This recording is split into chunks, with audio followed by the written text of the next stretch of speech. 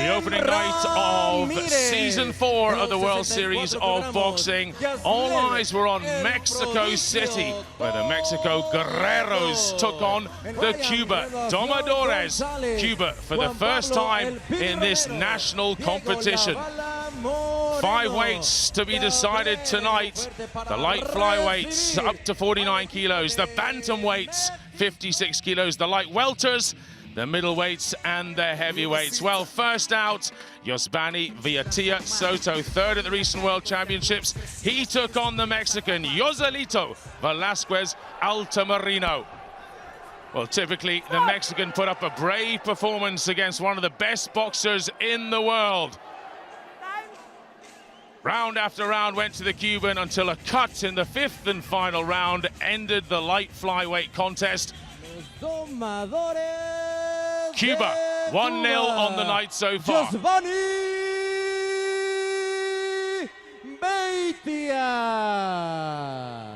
All 3 judges have had it the way of the Cuban.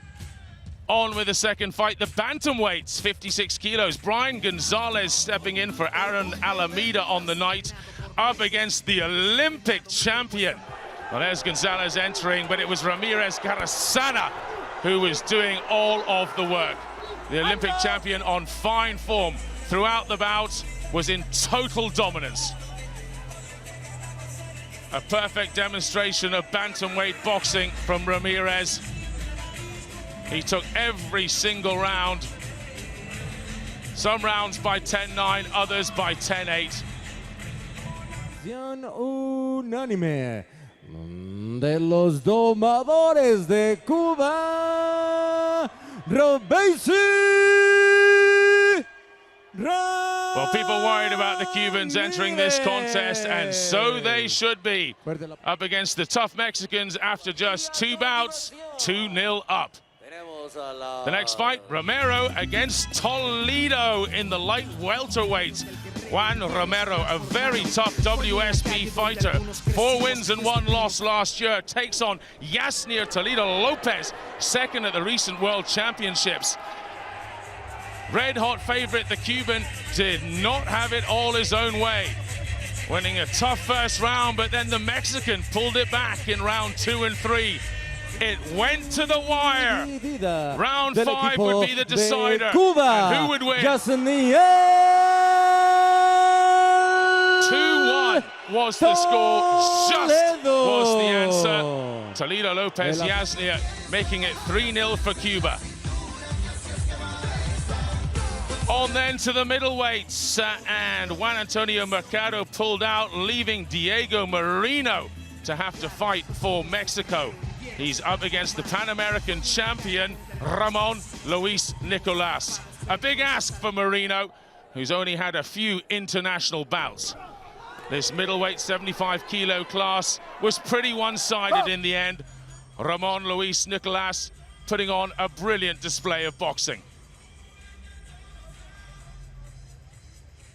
Well, the young 21-year-old Mexican did his best. He flew in from California late on a call-up. But in the end, every single judge went with every round to Ramon Luis Nicolas. Cuba, 4-0. Things were looking bad for Mexico. The final bout then, the heavyweights. And the Mexicans had brought in a Frenchman to compete for their team, Gabriel Coupe, to take on Arislande Savon Cotija. Well, Coupe's a big hitter, number 2 in France, a fair import, but he's up against the nephew of Felix Savon, the great 3-time Olympic champion. And look at his nephew, has the power that his uncle has too. A knockdown in round 1.